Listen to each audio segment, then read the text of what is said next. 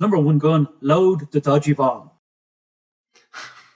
And we're like, is he for real? We're like, load the dodgy bomb. You were asking about fuse settings. One of the things we did set fuses on was 105 rounds, particularly smoke. So smoke, you could have the round discharge in flight.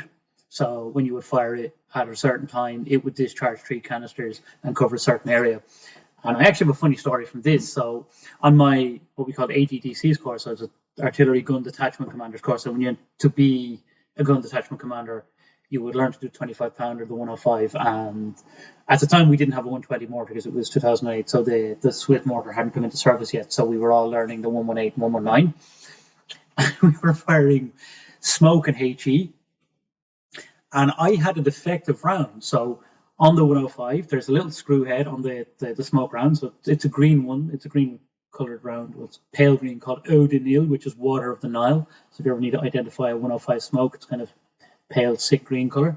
And there's a little window, and in the window there's numerals. So and they represent fractions of a second. So half a second, 1.5 seconds, so on and so forth.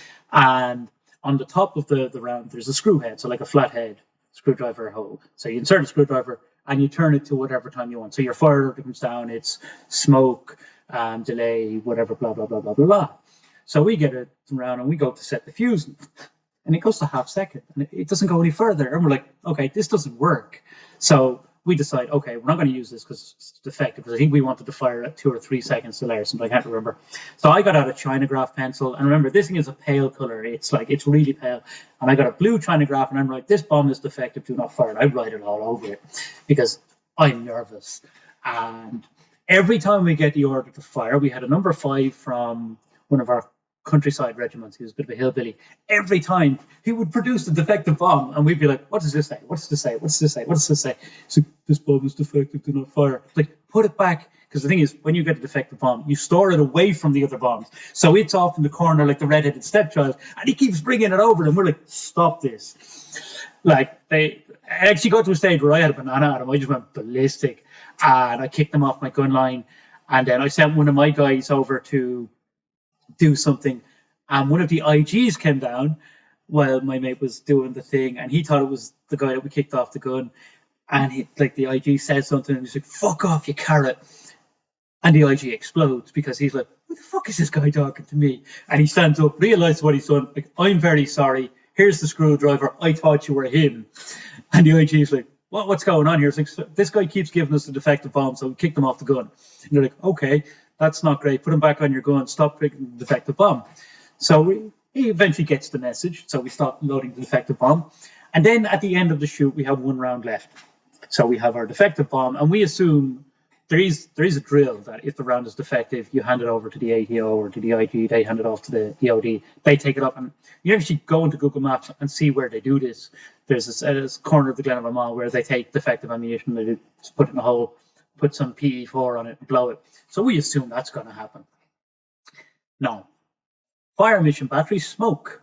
Fire mission 1 gun smoke. And we're like, we're the only people with a smoke left.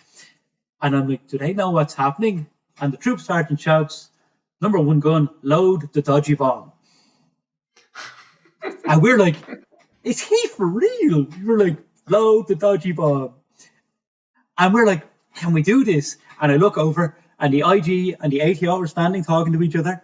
And I kind of sidle over because I'm the detachment commander. It's in theory my gun. I'm in charge. I'm like, what's happening? And they're like, the ATO is like, do you think this will be okay? The IG is like, oh yeah, we fire in half delay second all the time. Or half a second delay all the time. And I'm like, do we? No, what does IG mean? Sorry. Instructor of gunnery. So they're the guys from the School of Artillery who are like the absolute experts. Like, they know everything. These guys are awesome. I have a lot of love for the School of Artillery. Just absolute professionals. And again, one of the weird things about reservists in Ireland is that reserves have this idea, it's kind of the Hollywood thing, that soldiers have to shout at each other all the time, right? It's like, the School of Artillery, like, what are you shouting for? Just talk to him like he's a human. Treat him like he's a human. You know, if you do something that's prejudice to good order and discipline, you'll go to the sergeant major, he'll put you in a charge, he'll put you in a cell. He's not going to shout at you for nothing. We're going to treat you like people. And that's like, awesome mindset, but these guys were great. But they're like, oh yeah, we fire these on half a second delay all the time. And I'm like, do they? Because like, I don't. So I'm like, this is gonna work. So he's like, yeah, it's gonna work. It's like, okay. So we load the dodgy bomb. We get the order to fire. We fire. Thing goes about 200 meters. All you hear is bang, bang, bang, because you have an explosion charge. So basically, there's a cap on the bottom of the round. First explosion charge pops off the cap. The first smoke canister comes out. The second smoke canister, third smoke canister. And the wind is blowing towards us. So this thing's gone maybe 300-400 meters. Good position covered in smoke. It's just like, what's the point? But, the other side to that is like, it was fun. Like, it was awesome. It was just like, but the thing is, it was fucking loud. Like, the gun is loud when you fire it. Yeah. And also, there's something you were actually asking about what you don't hear in the movies. When you fire a cannon, with a mortar, it's not so much different. They fire, it goes bang. There's not much of the noise. When you fire a cannon, the thing you hear straight afterwards is when it sucks back the it's air. the recuperator. So you have hydraulics, yeah, and they make a surprisingly weird noise. It's like, and you never get that in films, and you never get that in the cinema or in video games. But yeah, we fired the defective bomb. Obviously, the fuse worked because it did what it was supposed to do. It just did it way more close than I wanted, and we were just like, "Whoa, what's happening here?"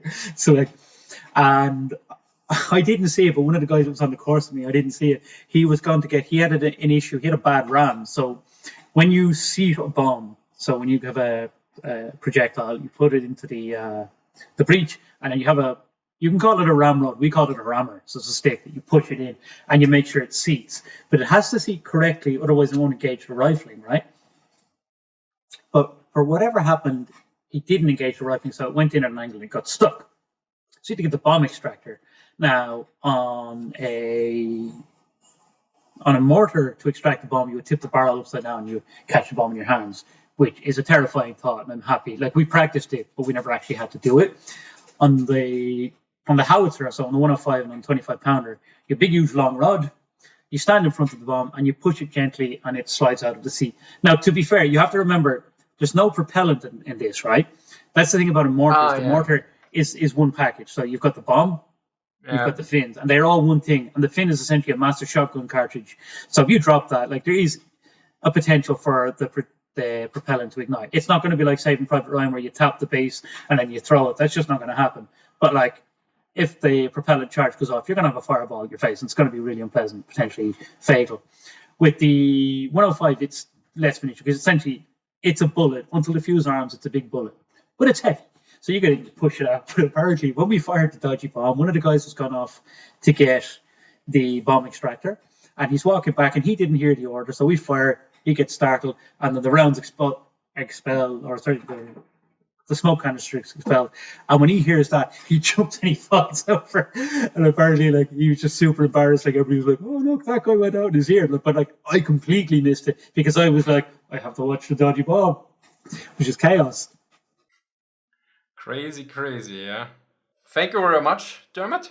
You're welcome. Thank you for watching, and see you next time. Bye.